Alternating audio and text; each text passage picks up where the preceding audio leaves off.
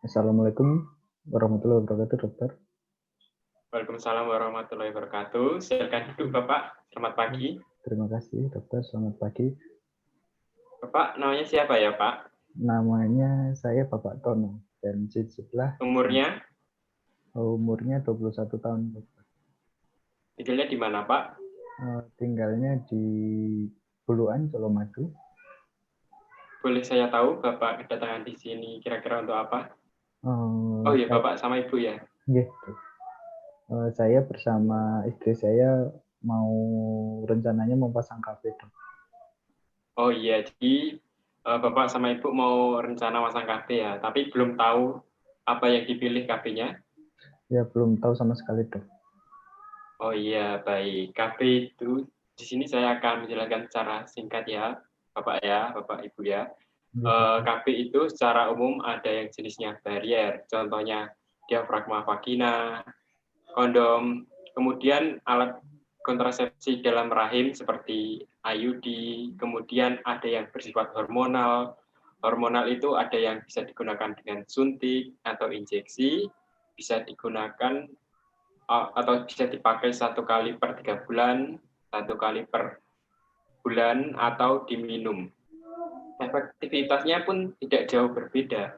Namun yang paling efektif adalah IUD atau kontrasepsi dalam rahim. Kemudian keuntungan dan kerugiannya masing-masing itu pasti ada ya Bapak Ibu ya. Semisal keuntungan kontrasepsi dalam rahim, pemakaiannya itu jangkanya waktunya lama, kemudian pengembaliannya, kesuburannya cepat. Jika hormonal itu mudah kita gunakan setiap hari seperti pil, namun kerugiannya sering kelupaan. Kalau yang hormonan 3 bulan itu keuntungannya tidak terlalu sering ke dokter atau bidan, namun kerugiannya bisa mengalami perdarahan dan lama kembali untuk menjadi suburnya. Kemudian tidak terjadinya haid selama beberapa bulan itu juga merupakan kerugiannya. Untuk kontrasepsi barrier, baik digunakan, namun kekurangannya adalah sering bocor atau tidak sempat, tidak nyaman, dan tapi keuntungannya ini mencegah penyakit menular seksual. Efek samping kontrasepsi dalam rahim jangka pendeknya adalah perdarahan, itu bisa sampai 3-6 bulan, namun setelah itu akan subur kembali.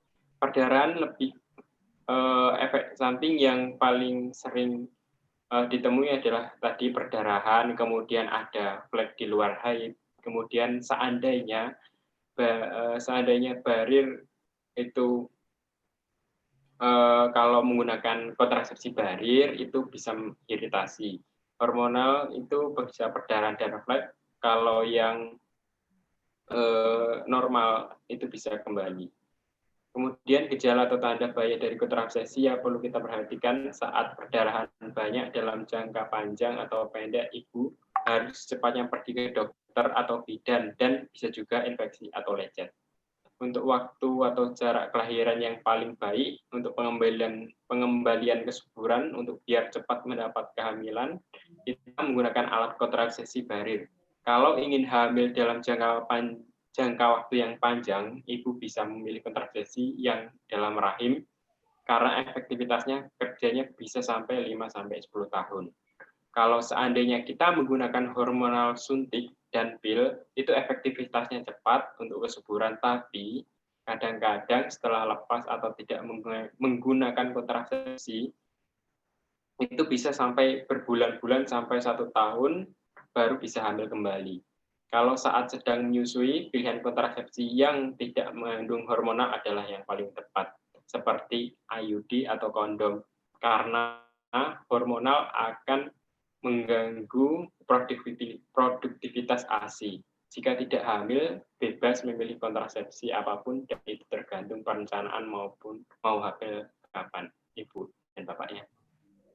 Gitu. Berarti yang disebutkan hanya sementara ya, dok? Iya. Kalau semisal kan saya kan ekonominya sulit, jadi untuk yang jika tidak memiliki anak lagi, apakah ada yang dapat digunakan, Ya, dok? seandainya sudah merasa cukup untuk punya anak, kemudian dirasa tidak mau pengen hamil lagi ibunya, pilihan yang terbaik untuk kontrasepsi itu dinamakan kontrasepsi permanen. Jenisnya seperti yang digunakan untuk ibu namanya adalah sterilisasi, yaitu dengan mengikat saluran tuba falopi sehingga mencegah kehamilan. Jika untuk bapak, ada istilahnya vasektomi, yaitu mengikat saluran dari sperma bapak. Kira-kira ibu bapak paham? Ya, paham, Dok. Sejauh ini ada yang ingin ditanyakan kembali? Sudah cukup, Dok. Baik, jika sudah cukup, seandainya mudah-mudahan Bapak dan Ibu bisa memilih dengan sesuai kondisi seperti yang sudah saya jelaskan tadi. Kalau seandainya ingin lama, bisa menggunakan kontrasepsi dalam rahim atau IUD. Kalau ingin cepat, bisa memilih kondom atau hormonal. Tentunya sudah paham keinginan seperti apa dan bisa memilih apa yang terbaik untuk digunakan sebagai kontrasepsi nantinya. Itu, Ibu, jika sudah cukup, sekian yang bisa saya bantu. Mudah-mudahan bermanfaat untuk Ibu dan Bapak. Sekian, Bu ya Pak ya. Terima kasih. Ya, terima kasih, Dokter. Assalamualaikum warahmatullahi wabarakatuh. Waalaikumsalam warahmatullahi wabarakatuh.